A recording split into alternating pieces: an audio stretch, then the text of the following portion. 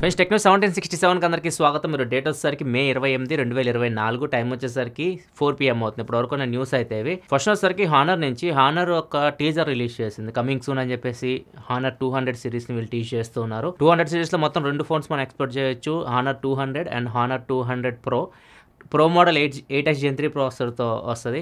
ఏదైతే 200 ఉందో ఇది వచ్చేసరికి స్నాప్డ్రాగన్ 7 సిరీస్ ప్రాసెసర్ 7 Gen 3 ప్రాసెసర్తో రావచ్చు.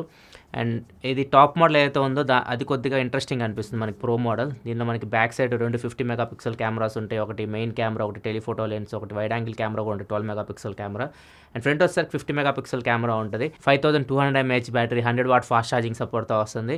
సో ఓవరాల్గా ఫోన్ స్పెసిఫికేషన్స్ బాగున్నాయి. కాకపోతే దీని ప్రైస్ గ్లోబల్గా 40,000 దగ్గరలో ఉంది. ఇండియాలో ఈ ప్రైస్కి తీసుకొస్తే కొద్దిగా కష్టమే. ఒక 30,000 ఆ రేంజ్లో 30 నుంచి 35,000 మధ్యలో అట్లా తీసుకొస్తే బాగుంటుంది ప్రైజింగ్. చూడాలి మరి ఎంత ప్రైస్లో తీసుకొని వస్తారో. మోస్ట్లీ కమింగ్ సూన్ అంటున్నారు కాబట్టి జూన్ నెలలో మనం హానర్ 200 సిరీస్ని అయితే ఎక్స్పెక్ట్ చేయొచ్చు. నెక్స్ట్ మనకి గూగుల్ నుంచి గూగుల్ యాప్ డెవలపర్స్ ఎవరైతే ఉంటారో మన ప్లే స్టోర్ యాప్స్ ఉంటాయి కదా, అన్ని డెవలపర్స్ తయారు చేస్తారు, యాప్ స్టోర్లోకి తీసుకొని వస్తారు కదా. సో వీళ్ళని మనం యాప్ అన్ఇన్స్టాల్ చేసేస్తారు. చాలామంది యాప్ ఇన్స్టాల్ చేసుకొని మాకు నచ్చలేదని చెప్పేసి అన్ఇన్స్టాల్ చేస్తూ ఉంటారు.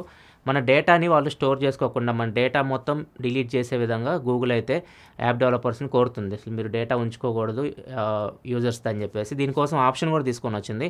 మనం రిక్వెస్ట్ పెట్టవచ్చు యాప్ డెవలపర్స్కి, మీ యాప్ నేను అన్ఇన్స్టాల్ చేసుకున్నాను, నాకు నచ్చలేదు, మీరు నా డేటాని రిమూవ్ చేయండి అన్నట్లుగా ఒక ఫామ్ లాగా ఉంటుంది అనమాట. దాన్ని ఫిల్ చేసి పంపిస్తే వాళ్ళు మీ డేటాని డిలీట్ చేస్తారు. సో ఇట్లా అయితే చర్యలు తీసుకుంటుంది గూగుల్ అయితే. అంటే మన డేటాని యాప్ అన్ఇన్స్టాల్ చేసిన తర్వాత ఏ యాప్ డెవలపర్ వాళ్ళ దగ్గర ఉంచుకోకుండా గూగుల్ అయితే చూస్తుంది. నెక్స్ట్ మనకి గూగుల్ ప్లే స్టోర్కి సంబంధించి గూగుల్ ప్లే స్టోర్లో మీరు ఏదైనా పర్చేస్ చేస్తూ ఉంటారు, గేమ్కి సంబంధించి కానీ లేకపోతే ఏదైనా యాప్ పర్చేస్లు చేస్తూ ఉంటారు కదా.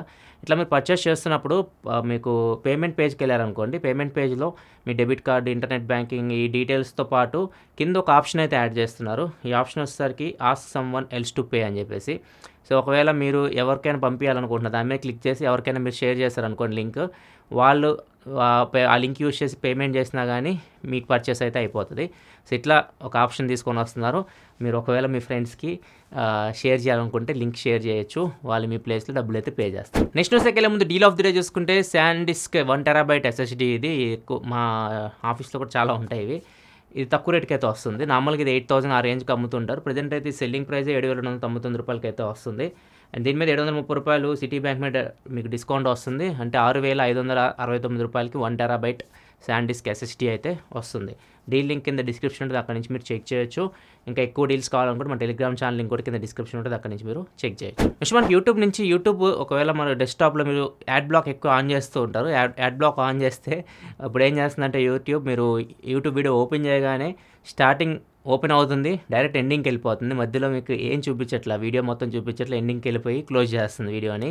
మళ్ళీ యాడ్ బ్లాకర్ ఆఫ్ చేస్తేనే మీకు యూట్యూబ్ వీడియో కంప్లీట్గా అయితే ప్లే అవుతుంది. ఇట్లా యూట్యూబ్ అయితే ఈ యాడ్ బ్లాక్ మీద ఎక్కువ చర్యలు అయితే తీసుకుంటా ఉంది. యాడ్స్ కూడా విపరీతంగా వేస్తున్నారు. ఇంతకుముందు ఇన్ని యాడ్స్ అయితే నేను చూడలేదు యూట్యూబ్లో. విపరీతంగా యాడ్స్ చేస్తూ ఉన్నారు. ఎక్కువ మందిని ప్రీమియం మెంబర్షిప్కి పుష్ చేస్తున్నట్టు అర్థమవుతుంది. సో మీరు ఎంతమంది యూట్యూబ్ ప్రీమియం మెంబర్షిప్ యూస్ చేస్తున్నారు కింద కామెంట్ సెక్షన్లో చెప్పండి. నేనైతే ఇంతవరకు యూట్యూబ్ ప్రీమియం మెంబర్షిప్ అయితే తీసుకోలేదు. ఎందుకంటే క్రియేటర్కి తెలుస్తుంది బాధ. యూట్యూబ్ యాడ్స్ నుంచి క్రియేటర్కి రెవెన్యూ అయితే వస్తూ ఉంటుంది. ప్రీమియం మెంబర్షిప్ మీరు తీసుకుంటే యాడ్స్ రావు. మాకు ఎంత రెవెన్యూ వస్తుందో కూడా మాకు అర్థం కావట్లేదు. ఇంతకుముందు వచ్చిన రెవెన్యూ కూడా యాడ్సెన్స్ నుంచి అయితే ఎక్కువ కూడా యూట్యూబర్స్కి రావట్లేదు. నెక్స్ట్ మనం మోటరోలా G04 ఈ వీడియో చేశాను నేను, మన ఛానల్లో ఆల్రెడీ ఉంటే చూడొచ్చు మీరు. దీనిలో ఇంకొక ఫోన్ కొత్త వర్షన్ అన్నమాట అప్గ్రేడ్ చేసి తీసుకొని వస్తున్నారు. ఇది 7,000 రూపాయల ఫోన్. దీనికి G04S అని చెప్పేసి పేరు పెట్టి తీసుకొస్తున్నారు. ఒకటే చేంజ్ చేస్తున్నారు. దానికి బ్యాక్ సైడ్ 16 మెగాపిక్సెల్ కెమెరా ఉంటే దాని ప్లేస్లో 50 మెగాపిక్సెల్ కెమెరాని తీసుకొని వస్తున్నారు. అంతమించి ఏం చేంజ్ అయితే లేదు. ప్రాసెసర్ కూడా మీకు యూనియాస్ OC T606 ప్రాసెసర్తో వస్తుంది. బడ్జెట్ ఫోన్ ఇది. దీని వీడియో మన ఛానల్లో ఉంటుంది, ఒక చెక్ చేయాలనుకుంటే చెక్ చేయండి. నెక్స్ట్ న్యూస్కి వెళ్ళే ముందు కామెంట్ ఆఫ్ ద డే చూసుకుంటే యశ్వంత్ అడుగుతున్నారు 25,000 రూపాయల్లో స్నాప్డ్రాగన్ ప్రాసెసర్తో ఒక మంచి ఫోన్ అని అడుగుతున్నారు. 25,000 రూపాయల్లో ప్రజెంట్ 2 ఫోన్స్ నాకు బాగా నచ్చినాయి అయితే 2. ఒకటి మోటరోలా Edge 50 Fusion. దీని రివ్యూ మీద వర్క్ చేస్తున్నా, కంప్లీట్ రివ్యూ మీకు ఈ వీకెండ్ లోపు అయితే రావచ్చు. అండ్ ఇంకొక ఫోన్ వచ్చేసరికి OnePlus Nord CE4. సో ఈ 2 ఫోన్స్ బాగున్నాయి. 25,000 రూపాయలు 2 స్నాప్డ్రాగన్ ప్రాసెసర్తో వస్తున్నాయి. సో నేను Edge 50 Fusion చూస్తున్నాను. దాన్ని OnePlus Nord CE4 కెమెరా వీటితో కూడా చెక్ చేస్తున్నాను. ఎందుకంటే అది కొద్దిగా బెటర్ అనిపించింది CE4 కెమెరా నాకు. చూద్దాం ఏది బాగుంటుంది. ఇవన్నీ మీకు Edge 50 Fusion రివ్యూ వరకు వెయిట్ చేయండి, దాని తర్వాత మీరు డిసిషన్ అయితే తీసుకోండి. Edge 50 Fusion ఇంకా తక్కువ రేట్కి అయితే వస్తుంది మీకు OnePlus Nord CE4తో కంపేర్ చేస్తే. వాటర్ రెసిస్టెంట్ ఉంది, కర్వ్డ్ 3D AMOLED డిస్ప్లే చాలా ఉన్నాయి దానిలో ఫీచర్స్ అయితే. చాలా బాగుంది ఫోన్ అయితే. అంటే వాల్యూ ఫర్ మనీ కేటగిరీ కిందకు వస్తుంది. దాని రివ్యూ కోసం చూడండి, తర్వాత డెసిషన్ తీసుకోండి. నెక్స్ట్ మనకి రియల్మీ GT7 Proని గ్లోబల్గా తీసుకురాబోతున్నట్లు చేజ్, ఈయన రియల్మీ వైస్ ప్రెసిడెంట్ అని చెప్పొచ్చు. సో ఈయన చెప్తున్నాడు. నార్మల్గా ఒక యూజర్ అడిగారు, ఇండియా నుంచి రీసెంట్గా రియల్మీ GT60 అయితే వచ్చింది. చాలామంది 8S Gen 3 ప్రాసెసర్ ఎక్స్పోర్ట్ చేస్తారు, అది ప్రో మోడల్లో ఉంటుంది. కాకపోతే వీళ్ళు ఓన్లీ GT60 మాత్రం తీసుకొని వచ్చారు. సో ఒక యూజర్ అడిగారు, GT5 Pro ఇండియాకి తీసుకొచ్చే ఉద్దేశం ఉంది 8S Gen 3 ప్రాసెసర్ అన్నట్లుగా. కానీ అతను దానికి ఇచ్చిన సమాధానం ఏంటంటే రాదు, ఇండియాకి గ్లోబల్గా ఒకటే ఫోన్ తీసుకొని వస్తాం ఫ్యూచర్లో మేము, రియల్మీ GT7 Pro అని చెప్పేసి చెప్తున్నాడు. సో ఫ్యూచర్లో మనం GT7 Pro చూడొచ్చు. కాకపోతే ఇది ఫ్లాగ్షిప్ కేటగిరీ కిందకి వెళ్ళొచ్చు, నాకు తెలిసి 8 Gen 3 ప్రాసెసర్తో మనం చూడొచ్చు. నెక్స్ట్ మనకి మలేషియాలో ఒక అబ్బాయి, 21 ఏళ్ళ అబ్బాయి, మిస్టర్ జబీబ్, అబ్బాయి పేరు జబీబ్.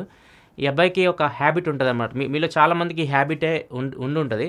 మీరు కంటిని ఇట్లా రబ్ చేసుకుంటూ ఉంటారు, చాలామంది చూస్తూ ఉంటాం మనం, మీ చుట్టుపక్కల కూడా కంటిని ఊరికే రబ్ చేస్తూ ఉంటారు. ఈ అబ్బాయి కూడా ఈ హ్యాబిట్ అనమాట, ఎప్పుడు కంటిని రబ్ చేస్తూ ఉంటాడు. దీనివల్ల ఈ అబ్బాయికి కంటి పైన లేయర్ ఉంటుంది కదా, కార్నియా, ఇదైతే డ్యామేజ్ అయ్యి బ్లర్ కనిపిస్తూ ఉంది. డాక్టర్స్ దగ్గర తీసుకెళ్లారు. ఈ అబ్బాయికి అయితే సర్జరీ అయితే చేశారు. అబ్బాయికి అసలు కళ్ళు తెరవడానికి 2 months టైం పట్టిద్దని చెప్తున్నారు. పూర్తిగా రీకవర్ అవ్వడానికి 2 సంవత్సరాలు టైం పట్టిద్దని చెప్తున్నారు. డాక్టర్లు ఇచ్చే అడ్వైజ్ ఏంటంటే మీకు కంటిని రబ్ చేసే అలవాటు ఉంటే మాత్రం దాన్ని మానుకోండి, లేకపోతే ఇట్లాంటి ప్రాబ్లమ్స్ అయితే మీరు ఫేస్ చేయాల్సి ఉంటుంది. నెక్స్ట్ మనకి బీసీసీఐ రీసెంట్గా ఒక గూగుల్ ఫామ్ ఇచ్చింది. మీరు ఎవరైనా ఇండియన్ క్రికెట్ టీమ్కి హెడ్ కోచ్గా అవ్వాలనుకుంటే అప్లై చేయండి అని చెప్పేసి గూగుల్ ఫామ్ అయితే ఇచ్చింది. దాన్ని విపరీతంగా చాలామంది అప్లై చేశారు. సో కొంతమంది అయితే ఆడుకున్నారనమాట. గూగుల్ ఫామ్స్ చూస్తే మాత్రం భయంకరంగా ఉన్నాయి, పేర్లు కూడా డిఫరెంట్గా ఉన్నాయి.